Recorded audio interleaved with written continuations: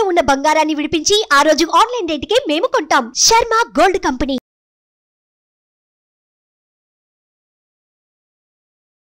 నమస్కారం, welcome to Suman TV. ఈ రోజు మనతో పాటు స్టూడియోలో ఉన్నారు ప్రముఖ ఆస్ట్రాలజర్, అవార్డు గ్రహీత శ్రీధర్ గారు ఉన్నారు. వారితో మాట్లాడదాం. నమస్కారం అండి. నమస్తే మేడం.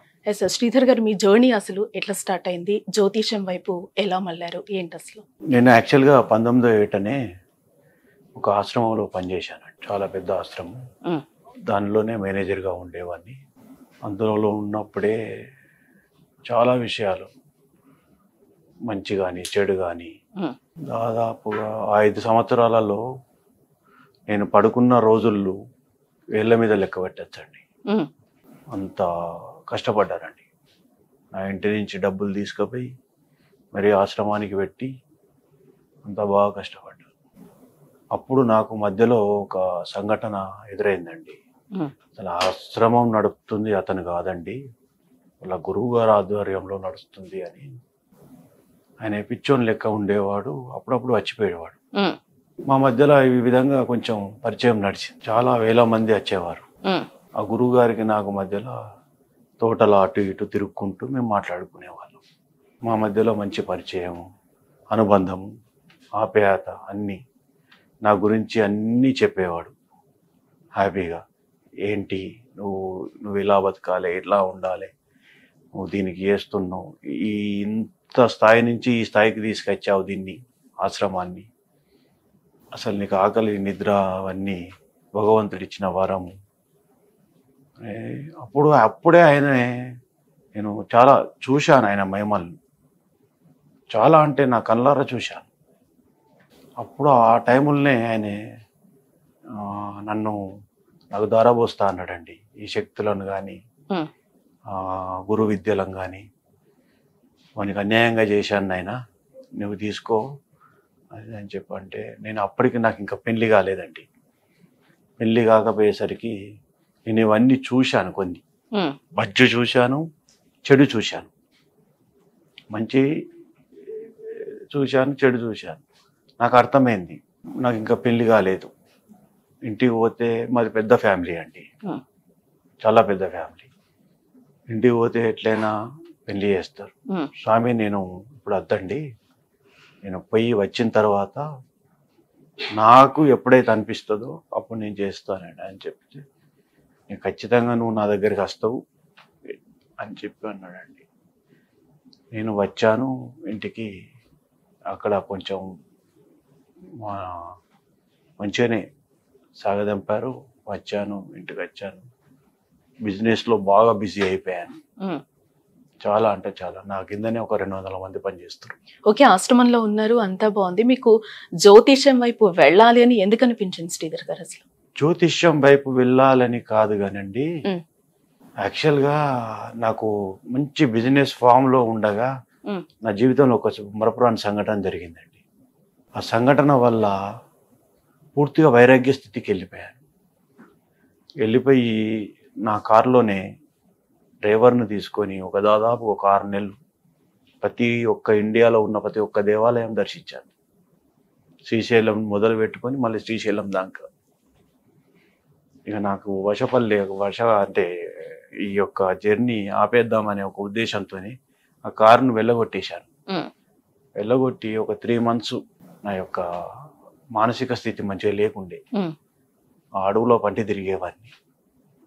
అప్పుడు నేను ఒక ఆడ పడిపోయాను, నాకు తెలియదు. ఇప్పటికే 15 days అవుతుంది కావచ్చు భోజనం చేసి, వాటర్ తాగి. అప్పుడు ఒక 10 days తర్వాత నాకు తెలివికి వచ్చి చూస్తే ఒక గుహలో ఉన్నాను. ఇక్కడ ఒక 103, 104 సంవత్సరాలు ఉంటాయి. ఒక గురువు, యోగా, అది అఘోరా, అతను నాకు లేపి అది చేసి, నేను అక్కడే ఉంటా అని అప్పుడప్పుడు ఆయన దగ్గరనే సేవ చేసుకుంటూ ఉండేవాడిని. అక్కడనే ఉంటా అని చెప్పాను. అక్కడనే ఉంటా అని చెప్తే, ఇంకా నీ కర్మ అయిపోలేదు నాయన, నువ్వు ఇంకా నేను చెప్పిన ప్లేస్కి పోయి ఉండు, అంతా నీ దగ్గరికి అందరు మళ్ళీ మొత్తం మీ ఫ్యామిలీ వస్తారు, నీ కర్మ అయిపోయిన తర్వాత మేమే తీసుకొచ్చుకుంటాం. చాలా రోజులు, ఒక నెల 15 రోజులు నచ్చ చెప్పి నన్ను మళ్ళీ ఇక్కడికి పంపించడం జరిగింది. ఆయన కొన్ని అద్భుతాలు చేసి వరాలు ఇచ్చిన ఉన్నాయి, పంపించడం జరిగింది. ఆ ద్వారా నేను ఈ జ్యోతిష్యంలోకి కొన్ని అన్ని చర్చ చేసుకుంటూ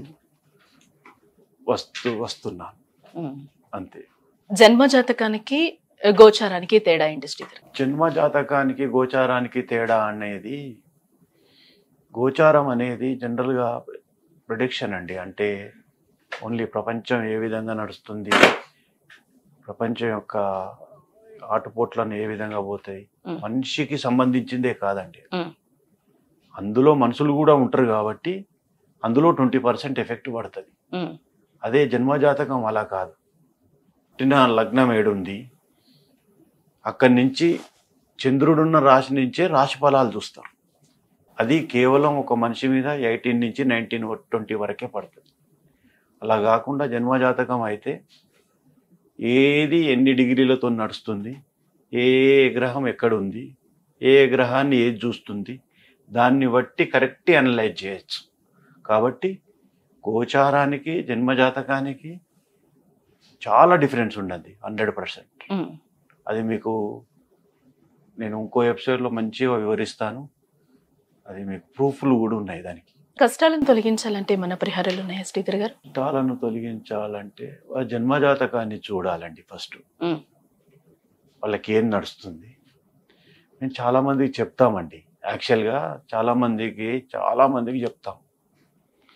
వాళ్ళు ఏంటంటే మేడం 2 గంటలను 1 రోజుల్లో అయిపోవాలి. జనరల్గా కష్టాలు తొలగిపోవాలంటే మినిమం 21 రోజులు సాధన అంటూ చేయాలి. అయితే వారన్నా చేయాలి, లేకుంటే వారికి సంబంధించిన వాళ్ళు ఎవరైనా చేయాలి.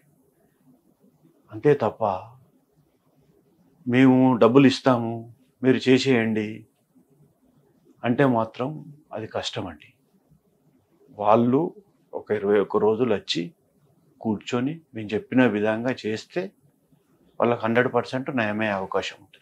అంటే చాలా మంది ఏలినాటి శనితో కూడా బాధపడుతూ ఉంటారు కదా, ఏలినాటికి సంబంధించి కూడా పరిహారాలు ఏమన్నా ఉన్నాయా శ్రీధర్ గారు? ఏలినాటి శనికి సంబంధించి పరిహారాలు మాత్రం ఉన్నాయండి, ఉన్నాయి. కానీ నేను ఇప్పుడు ఇంతకు ముందు చెప్పినట్టు వాళ్ళే వచ్చి చేసుకోవాలి. ఒక 5 రోజుల పరిహారం ఉంటుందండి. 5 రోజులు కూర్చోవాలి. ఈ రోజుల్లో చాలా మంది తక్కువ శాతం కూర్చుంటున్నారు.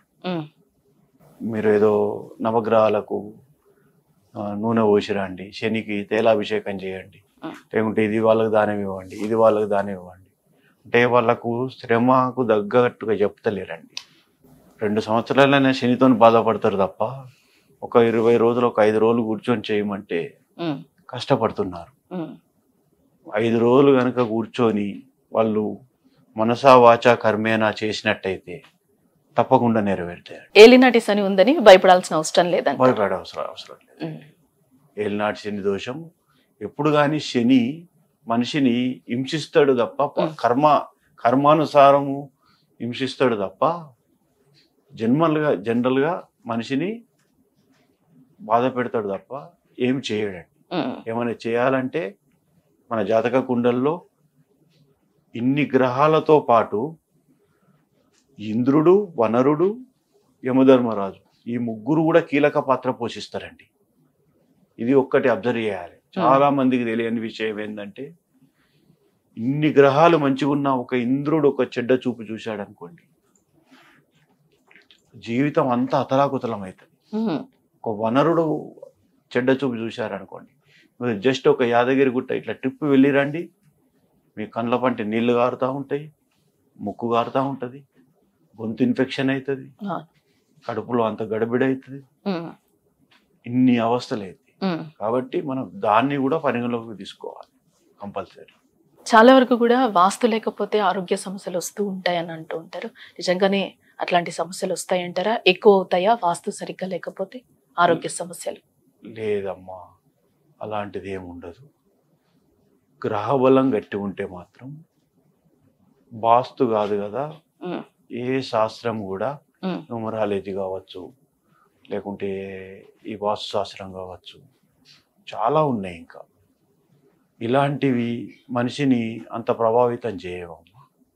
ఒకవేళ గ్రహం బాగా లేకుంటే వాస్తులో గట్టి లోపం ఏదన్నా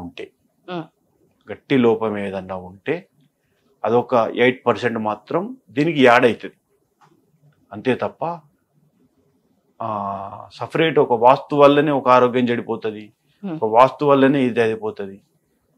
నేను జనరల్గా చూస్తూ ఉంటా కదా, ఆ ఇంట్లోనే పుడతారు, ఆ ఇంట్లోనే పెరుగుతారు, ఆ ఇంట్లోనే ఉద్యోగాలు వస్తాయి, ఆ ఇంట్లోనే పెళ్ళిళ్ళు అవుతాయి. మళ్ళీ ఎవడో వచ్చిండు అని చెప్పి వాస్తు మళ్ళీ ఆ ఇంటినే రిపేర్ చేస్తూ ఉంటారు. అది అలా చేసుకోకండి. జనరల్గా మంచి వారిని పిలిపించుకొని అడగండి, బాగుంటుంది. అలాగే సంతానం లేకపోవడం, పెళ్లి ఆలస్యం, విదేశీయానం అవకాశాలు, వ్యాపారాల ఎదుగుదల, వాటికి ఖచ్చితమైన పరిష్కారాలు ఏమైనా చెప్తారా శ్రీధర్ గారు?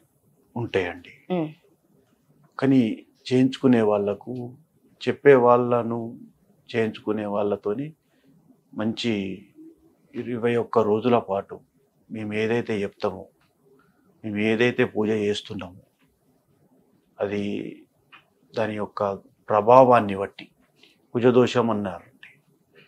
కుజదోషంలా 32 రకాలు ఉన్నాయి తెలుసా మీకు?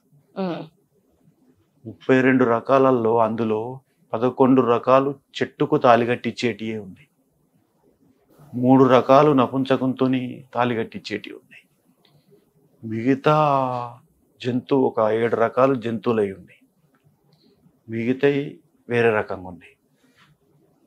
ఆ విధంగా మేము ఏదైతే చేస్తుంటామో వాళ్ళు కూడా కొన్ని పద్ధతులు పాటిస్తూ రావాలి. వచ్చినప్పుడు మాత్రమే ఒక 21 రోజుల్లో ఆ ప్రభావం అనేది 99% తగ్గుతుందండి. అది పిల్లల విషయంలో కావచ్చు, ఇటు కుజదోషం విషయంలో కావచ్చు, ఇటు బిజినెస్ ఎదుగుదల కావచ్చు, ఏదైనా కూడా మేము చెప్పిన పద్ధతి ప్రకారంగా 21 రోజులు మాత్రం పాటించగలిగితే, నేను చెప్పడం అంటే నేను చెప్పడం కాదండి, పురాణాలు అవి ఇతిహాసాలు చెప్తున్నాయి, ఉపనిషత్తులు చెప్తున్నాయి, నేను చెప్పడం కాదు. కాబట్టి 21 రోజులు మేము చెప్పినట్టు వాళ్ళు చేయగలిగితే వాళ్ళ ఖచ్చితంగా పరిష్కారం దొరుకుతుందండి. ఇంకోటి అంటే ఇప్పుడున్న టెక్నాలజీలో దయ్యాలు భూతాలు ఉన్నాయంటారా? వాటిని నమ్ముతున్నారా? 18 ఏట లోపట నమ్మపోయేవాడిని అండి, కానీ నమ్మాల్సి వచ్చింది.